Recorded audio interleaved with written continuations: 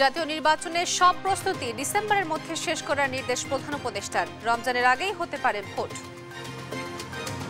Sir জাতির উদ্দেশ্যে ভোটে জানিয়েছিলেন যে এপ্রিলের প্রথমার্ধে ইলেকশন হবে। পরবর্তীতে আমরা আরো জানিয়েছি যে যদি প্রস্তুতি সম্পূর্ণ হয়, সংস্কার হয়ে যায়, তাহলে সেটা রোজার আগেই ইলেকশন হতে পারে। জুলাইয়ের নির্বিচারে গুলির নির্দেশ দেন শেখ হাসিনা। ফোন আলাপের সত্যতা নিশ্চিত করল বিবিসি। উপস্থাপন করা হবে ট্রাইব্যুনালে। গণহত্যার নির্দেশদাতা হিসাবে হাসিনা ও আওয়ামী লীগের বিচার চাইলেন মির্জা ফখরুল। জনগণের ইচ্ছাতেই দ্রুত নির্বাচন চায় বিএনপি। জুলাই আগস্ট সব হত্যাকাণ্ডের জন্য দায়ী শেখ হাসিনা। চুয়াডাঙ্গার পথসভায় এনসিপির নেতারা স্বপ্নের বাংলাদেশ গড়ে তোলার প্রত্যয়। ফেনীতে বন্যা নিয়ন্ত্রণ বাঁধের 20টি স্থানে ভাঙন, 30 গ্রাম প্লাবিত। টানা বৃষ্টিতে রাজধানী সহ দেশের বিভিন্ন এলাকায় জলাবদ্ধতা।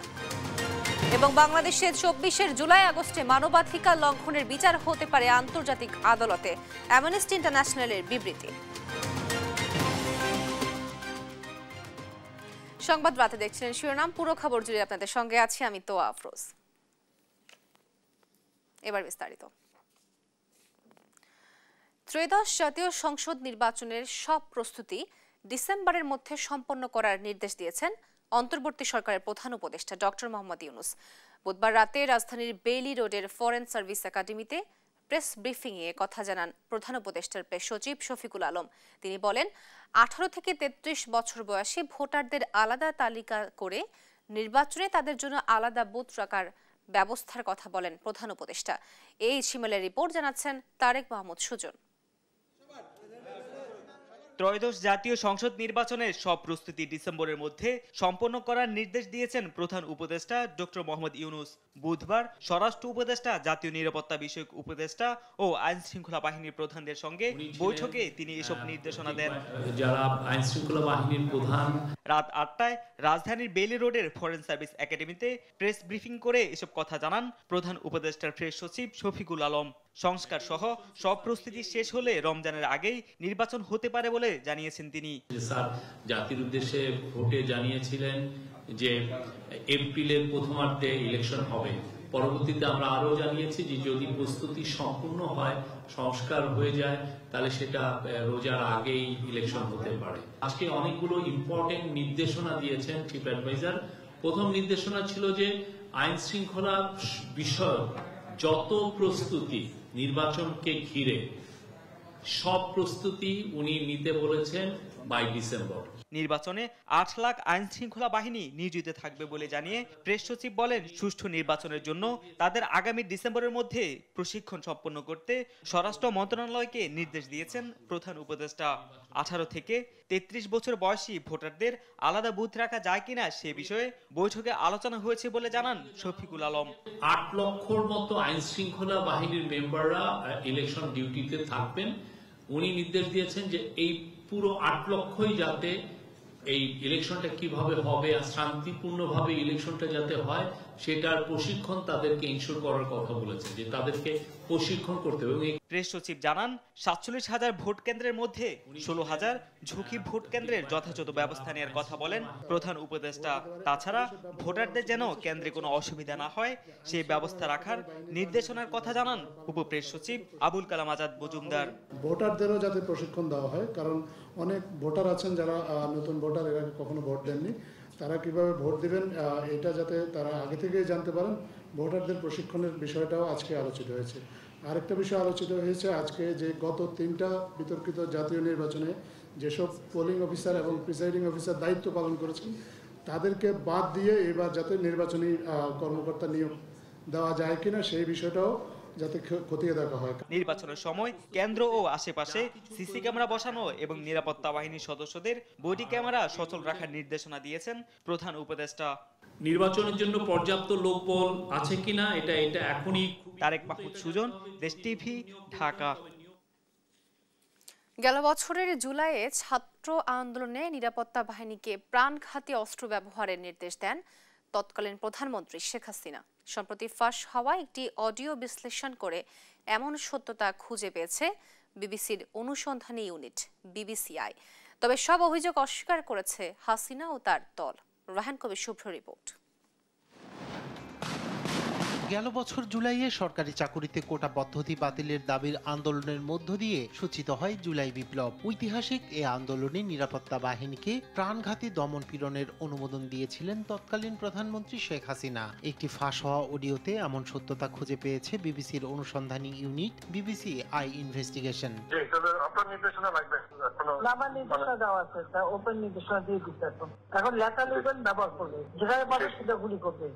বিবিসি জানায় ফোন কলটি রেকর্ড করেছিল বাংলাদেশের সরকারি সংস্থা ন্যাশনাল টেলিকমিউনিকেশনস মনিটরিং সেন্টার। এই ফোন কলের অডিওটি কে ফাঁস করেছে তা জানা যায়নি, তবে এটি অনলাইনে প্রকাশিত হয় চলতি বছরের মার্চের শুরুতে। রেকর্ডটির নিরপেক্ষতা যাচাইয়ের জন্য সেটি ফরেনসিক প্রতিষ্ঠান এয়ারশটের কাছে পাঠায় বিবিসি। প্রতিষ্ঠানটি জানায় এতে কোনো সম্পাদনা, কাটছাঁট বা কৃত্রিম শব্দ সংযোজনের প্রমাণ পাওয়া যায়নি।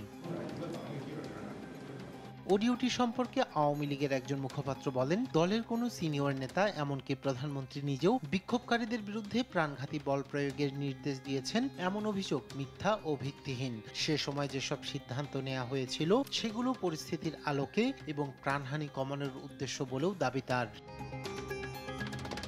এদিকে এই অডিও ক্লিপটি শেখ হাসিনার বিরুদ্ধে মানবতা বিরোধী অপরাধে গঠিত বিশেষ ট্রাইব্যুনালে মূল প্রমাণ হিসেবে ব্যবহারের প্রস্তুতি নিচ্ছে রাষ্ট্রপক্ষ।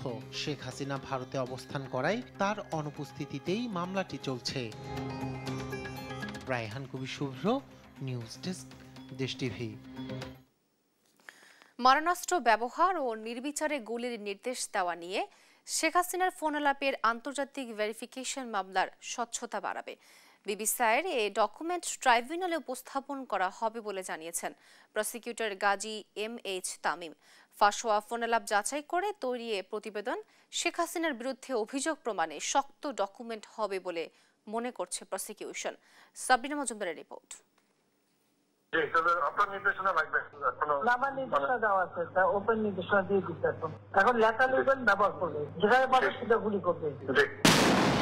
ক্ষমতায় টিকে থাকতে সে সময় এভাবেই আইন শৃঙ্খলা রক্ষাকারী বাহিনীকে প্রাণঘাতী অস্ত্র ব্যবহার করে ছাত্র জনতাকে নির্বিচারে গুলি করার নির্দেশ দেন শেখ হাসিনা। তবে ফোন আলাপের সত্যতা নিয়ে প্রশ্ন তুলছিল নানা মহল। মঙ্গলবার জুলাই গণহত্যার বিস্তারিত নিয়ে প্রতিবেদন প্রকাশ করে ব্রিটিশ সংবাদ মাধ্যম বিবিসি, যেখানে উঠে আসে শেখ হাসিনার নির্দেশনা সম্পর্কিত অডিও ক্লিপটি। বিবিসির এই প্রতিবেদন বিষয়ে আন্তর্জাতিক অপরাধ ট্রাইব্যুনালের প্রসিকিউটর গাজী MH তামিম বলেন, মারণাস্ত্র ব্যবহার করতে শেখ হাসিনার নির্দেশনা সম্পর্কিত অডিও এর আগেই যাচাই করেছে সিআইডি, তবে এই প্রতিবেদন আরও স্বচ্ছতা বাড়াবে। আন্তর্জাতিক সংস্থা অথবা যে কোনো NGO অথবা সরকারি কোনো সংস্থা থেকে যদি এই ধরনের রিপোর্ট প্রকাশিত হয়, তাহলে ট্রাইব্যুনাল কোনো প্রমাণ ছাড়াই তাদের জুডিশিয়াল নোটিশ এবং কমন নলেজে এই ধরনের ঘটনার কে সাক্ষ্য হিসাবে গ্রহণ করতে পারে। তিনি আরো বলেন, এই প্রতিবেদন ডকুমেন্ট আকারে উপস্থাপন করা হবে ট্রাইব্যুনালে। আমাদের এখানে তদন্ত প্রতিবেদন দাখিল করার আগেই UN এর তদন্ত প্রতিবেদনে এই ঘটনার সত্যতা পেয়েছে। তারপরে ওই একই ঘটনার সত্যতা আমাদের তদন্ত প্রতিবেদনে আসছে। আমরা যে বক্তব্য ট্রাইব্যুনালে দেই, পরবর্তীতে দেখা যায় ন্যাশনালি এবং ইন্টারন্যাশনাল সংস্থাগুলো সেই বক্তব্য সমর্থনেই তাদের প্রতিবেদন প্রকাশ করে। নিঃসন্দেহে আমরা বলবো যে আমাদের এই বিচার জাতীয় এবং আন্তর্জাতিকভাবে আরও অনেক স্ট্যান্ডার্ড ফলো করে হবে এবং সারা পৃথিবী এটাকে স্বীকার করবে। জুলাই গণহত্যার মূল আসামি শেখ হাসিনা, আসাদুজ্জামান খান কামাল ও চৌধুরী আব্দুল আল মামুনের বিরুদ্ধে ট্রাইব্যুনালে অভিযোগ গঠনের আদেশ দেওয়া হবে বৃহস্পতিবার। অভিযোগ গঠন হলে বিচার কাজে আরও এক ধাপ এগিয়ে যাবে আন্তর্জাতিক অপরাধ ট্রাইব্যুনাল। সাবরিনা মজুমদার, দেশ টিভি, ঢাকা। জুলাই গণহত্যায় শেখ হাসিনার পাশাপাশি দল হিসাবে আওয়ামী লীগের দায় থাকলে এরও বিচার দাবি করেছেন বিএনপি মহাসচিব মির্জা ফখরুল ইসলাম আলমগীর। জনগণ চায় বলে বিএনপি দ্রুত নির্বাচন চায় জানিয়ে তিনি বলেন, সংস্কার ও নির্বাচনের মধ্যে বিরোধ নেই, তাই যারা নির্বাচন পেছাতে চায় তাদের আরও ভেবে দেখা উচিত। নিয়াজ মোর্শেদের প্রতিবেদন। আগারগাঁও নিউরোসায়েন্স হাসপাতালে চিকিৎসাধীন বিএনপি চেয়ারপারসনের উপদেষ্টা বীর মুক্তিযোদ্ধা আব্দুল কুদ্দুসকে দেখতে যান দলটির মহাসচিব মির্জা ফখরুল ইসলাম আলমগীর। এ সময় তার চিকিৎসার খোঁজখবর নেন তিনি। পরে গণমাধ্যমের সাথে কথা বলেন বিএনপি মহাসচিব, বলেন সংস্কার আর নির্বাচন সাংঘর্ষিক নয়, যারা ফেব্রুয়ারিতে নির্বাচন চায় না তাদের আরো ভেবে দেখা উচিত। সুতরাং যারা মনে করেন যে নির্বাচন প্রয়োজন নেই, আমার মনে হয় তারা আবার চিন্তা করবেন নির্বাচন প্রয়োজন জনগণের জন্য। সরকার একটা নির্বাচিত সরকার দরকার, যে নির্বাচিত সরকারের সঙ্গে জনগণের সম্পর্ক থাকবে। সেই কারণেই আমরা বলছি যে সংস্কারগুলো হচ্ছে, সংস্কারে আমরা অংশ নিচ্ছি, প্রত্যেকটি সংস্কারের দাবি আমরাই তুলেছি সবার আগে। সুতরাং সংস্কার এবং নির্বাচন এর মধ্যে কোনো কন্ট্রাডিকশন নেই, দুটো একসাথেই চলবে। প্রশ্নের জবাবে তিনি বলেন, জুলাই গণ অভ্যুত্থান ঘিরে শেখ হাসিনার পাশাপাশি আওয়ামী লীগ দলীয়ভাবে অপরাধ করলে দলেরও বিচার হওয়া উচিত। দলের প্রধান শেখ হাসিনা তিনি এককভাবে, আমি মনে করি, responsible for the killing of thousands of people এবং যে টর্চার নিপীড়নের জন্য তিনি দায়ী। তার বিচার ইতিমধ্যে শুরু হয়েছে। আমরা আশাবাদী তিনি এবং তার সঙ্গে যারা এই হত্যাকাণ্ডের সঙ্গে, গণহত্যার সঙ্গে এবং এই ফ্যাসির আক্রমণের সঙ্গে জড়িত তাদের প্রত্যেকেরই বিচার হবে। সেই হিসাবে দল যদি আইনের আওতায় নিয়ে এসে দলও যদি আমরা দেখা যায় যে দলগত হিসাবে, তাহলে অবশ্যই তাদেরও বিচার হওয়া উচিত বলে আমি মনে করি। গণতন্ত্রের প্রতি লড়াই চলছে জানিয়ে মহাসচিব বলেন, জনগণ নির্বাচন চাই বলেই বিএনপি এ দাবি তুলেছে। গণতন্ত্রের সবচেয়ে বড় শক্তি যদি কেউ থাকে সেটা হচ্ছে বিএনপি। নিয়াজ মোরশেদ, দেশ টিভি, ঢাকা। জুলাই গণ অভ্যুত্থানে সব হত্যাকাণ্ডের জন্য শেখ হাসিনাকে দায়ী করেছেন এনসিপির আহ্বায়ক নাহিদ ইসলাম। বুধবার দুপুরে চুয়াডাঙ্গায় দেশ করতে জুলাই পদযাত্রার অংশ হিসেবে এক পথসভায় তিনি এ মন্তব্য করেন। এ সময় ভারতের কঠোর সমালোচনা করেন নাহিদ। দখলদার ও দুর্নীতিবাজদের বিরুদ্ধে এনসিপির লড়াই চলবে বলেও হুঁশিয়ারি দেন তিনি। এদিন ঝিনাইদহেও পথসভা করে এনসিপি। প্রতিনিধিদের তথ্য ছবিতে জানাচ্ছেন আব্দুল্লাহ আল মারুফ। জুলাই গণ অভ্যুত্থানের বার্ষিকীতে জাতীয় নাগরিক পার্টি এনসিপির জুলাই পদযাত্রার নবম দিনের কর্মসূচিতে এক ব্যতিক্রমী দৃশ্যের অবতারণা ঘটে। আলমডাঙ্গা উপজেলায় পদযাত্রা পৌঁছালে কেন্দ্রীয় নেতাদের শুভেচ্ছা জানাতে আশেপাশের বিভিন্ন স্কুলের শিক্ষার্থীরা ইউনিফর্ম পরা অবস্থায় সড়কের পাশে এসে দাঁড়ায়। এ সময় হাত মেলানোর জন্য তারা এগিয়ে এলে এনসিপির উত্তরাঞ্চলের মুখ্য সংগঠক সার্জিস আলম বলেন, শিক্ষার্থীদের ক্লাস ফেলে অনুষ্ঠানে আসা ঠিক হয়নি, তবে তাদের এই ভালোবাসাতে মুগ্ধও হন তিনি।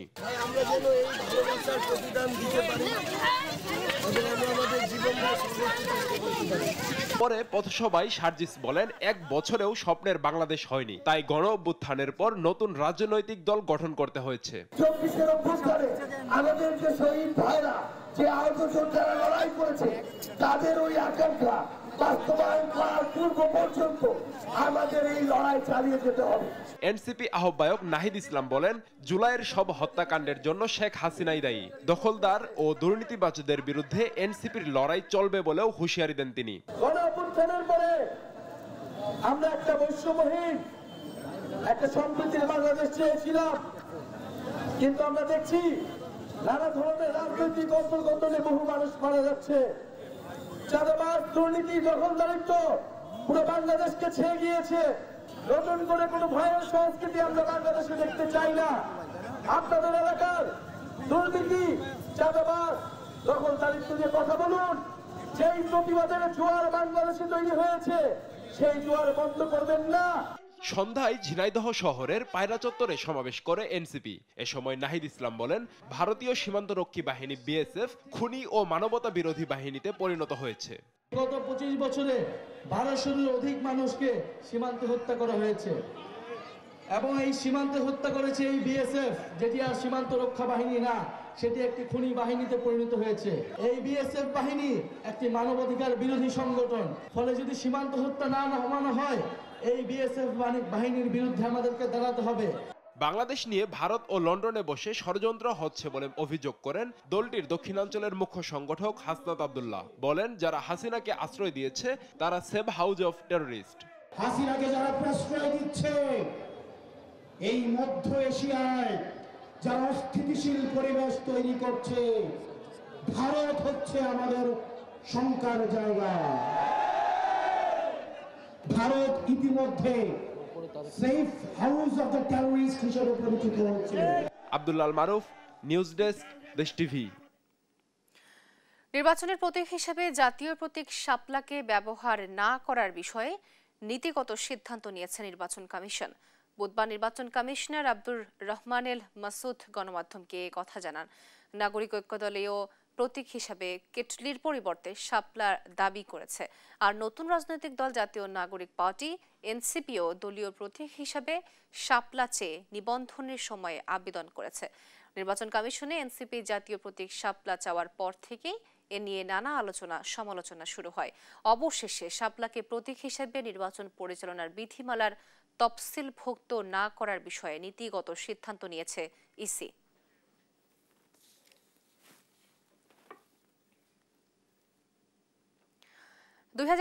সালে রাতের ভোটে সহযোগিতা করার বিনিময়ে ধানমন্ডিতে ফ্ল্যাট গ্রহণের অভিযোগে 12 জন সাবেক সচিব ও বিচারকের বিরুদ্ধে অনুসন্ধান শুরু করেছে দুদক। তালিকায় আছে দুদকের সাবেক 2 কমিশনারও। এদিন খুলনা সিটি কর্পোরেশনের সাবেক মেয়র তালুকদার আব্দুল খালেক ও তার স্ত্রীর বিরুদ্ধে মামলা করেছে দুদক। ফজলে আদিত্যের রিপোর্ট। 2018 সালে জাতীয় নির্বাচনে সফলভাবে আওয়ামী লীগকে ক্ষমতায় আনার পুরস্কার হিসেবে সচিব পদমর্যাদার 12 কর্মকর্তার জন্য 100 কোটি টাকা ব্যয়ে 14 তলা ভবন নির্মাণের অনুমোদন দেয় তৎকালীন সরকার। 2024 সালের 26 মে ভবনটি নির্মাণের কাজ শুরু করে গণপূর্ত মন্ত্রণালয়। ভবনটি বরাদ্দে অনিয়মের অভিযোগ অনুসন্ধানে চলতি বছরের মে মাসে অভিযান চালায় দুদক। এতে অনিয়মের প্রাথমিক প্রমাণও মেলে। নির্মাণাধীন 23টি ফ্ল্যাটের 12টি পাওয়ার কথা ছিল দুদকের আলোচিত সাবেক কমিশনার মোজাম্মেল হক খান ও জহুরুল হক সহ সচিব পদমর্যাদায় 12 কর্মকর্তার, যাদের বেশিরভাগই 5 আগস্ট গণ অভ্যুত্থানের পর থেকে পলাতক। মঙ্গলবার এসব বরাদ্দ বাতিল করে গণপূর্ত মন্ত্রণালয়। এর মাঝে বরাদ্দের অনিয়মের খোঁজে আনুষ্ঠানিক অনুসন্ধান শুরু করে দুদক। তারা বলছে বরাদ্দ বাতিলের সঙ্গে অনুসন্ধানের কোনো সম্পৃক্ততা নেই। ফ্ল্যাট বরাদ্দের সাথে দুদকের যে অনুসন্ধান কার্যক্রম সম্পূর্ণ আলাদা। কারণ দুদক দেখবে ওই বরাদ্দে কি অনিয়ম হয়েছে। এদিকে 17 কোটি টাকার অবৈধ সম্পদ অর্জনের অভিযোগে খুলনা সিটি কর্পোরেশনের সাবেক মেয়র তালুকদার আব্দুল খালেক ও তার স্ত্রীর বিরুদ্ধে মামলা করেছে দুদক। জ্ঞাত আয়ের উৎসের সাথে অসঙ্গতিপূর্ণ 15 কোটি 57 লাখ টাকারও বেশি সম্পদ অর্জন করে নিজ মালিকানা ও ভোগ দখলে রাখার অভিযোগে আজ খুলনা সজাগায় একটি মামলা করা হয়েছে। একই দিন দুদকে আসেন এনসিপির সাবেক নেতা গাজী সালাউদ্দিন তানভীর। তার বিরুদ্ধে তদবির বাণিজ্য চাঁদাবাজির মাধ্যমে 100 কোটি টাকা অবৈধ সম্পদ অর্জনের অভিযোগ অনুসন্ধান করছে সংস্থাটি। ফজলে আদিত্য, দেশ টিভি, ঢাকা। আলোচিত দুদক কর্মকর্তা মোহাম্মদ শরীফ উদ্দিনের চাকরি 30 দিনের মধ্যে ফেরত দেওয়ার নির্দেশ দিয়েছেন হাইকোর্ট। ফেরত দিতে হবে তার পাওনা সকল বেতন ও সুযোগ সুবিধাও। রুল নিষ্পত্তি করে হাইকোর্টের একটি দ্বৈত বেঞ্চ এ আদেশ দেন। আইনজীবী সালাউদ্দিন দোলন জানান, কর্মকর্তা শরীফ সবসময় তিনি চাকরিতে ছিলেন এটা ধরে নিতে বলা হয়েছে আদেশে। 2008 সালের দুর্নীতি দমন কমিশন বিধিমালার 54(2) বিধি অনুযায়ী 2023 সালের 16 ফেব্রুয়ারি শরীফ উদ্দিনকে চাকরি থেকে অপসারণ করে দুদক। ওই বিধিমালায় বলা হয়েছে, কোনো ধরনের কারণ দর্শানোর নোটিশ ছাড়াই একজন কর্মকর্তাকে চাকরিচ্যুত করার ক্ষমতা দুদকের রয়েছে। এরপরেই চাকরিচ্যুতি ও 54(2) বিধির বৈধতা চ্যালেঞ্জ করে হাইকোর্টে রিট করেন শরীফ। রিট পিটিশনে যে রুল নিশি জারি করা হয়েছিল সেই রুল নিশি আজকে চূড়ান্ত শুনানি শেষ হয়েছে এবং সেটা রায় ঘোষণা করা হয়েছে। সেই রায় অনুযায়ী এই রায় পাওয়ার 30 দিনের মধ্যে তাকে চাকরিতে জ্যেষ্ঠতা সহ সকল বেনিফিট সহ বকেয়া বেতন সহ চাকরিতে পুনর্বহালের। আলহামদুলিল্লাহ আলহামদুলিল্লাহ আলহামদুলিল্লাহ আমি ন্যায় বিচার পেয়েছি।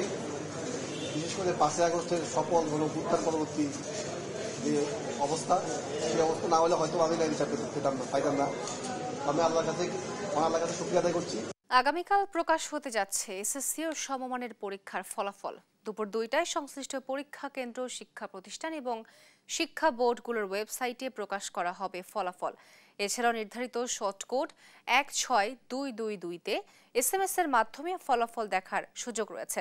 ফলাফল নিয়ে অসন্তুষ্ট শিক্ষার্থীদের জন্য প্রতিবারের মতো এবারও ফল পুনর্নিরীক্ষার আবেদনের সুযোগ রয়েছে। খাতা পুনর্নিরীক্ষণের জন্য SMS এর মাধ্যমে 11 জুলাই থেকে 17 জুলাই পর্যন্ত আবেদন করা যাবে। 2 মাসের কম সময়ের মধ্যে এবারের ফলাফল প্রকাশ হচ্ছে। ফলাফল হস্তান্তরে থাকছে না কোনো আনুষ্ঠানিকতা।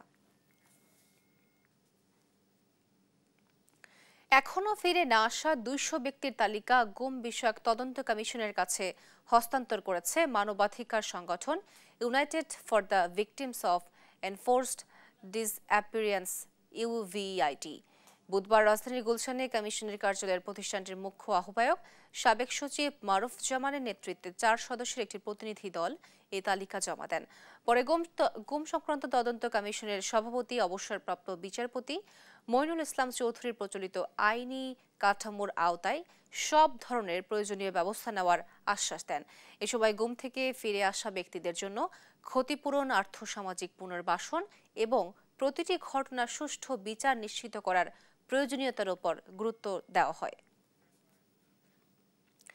টানা বৃষ্টি ও পাহাড়ি ঢলে দেশের বিভিন্ন অঞ্চলে জলাবদ্ধতা দেখা দিয়েছে।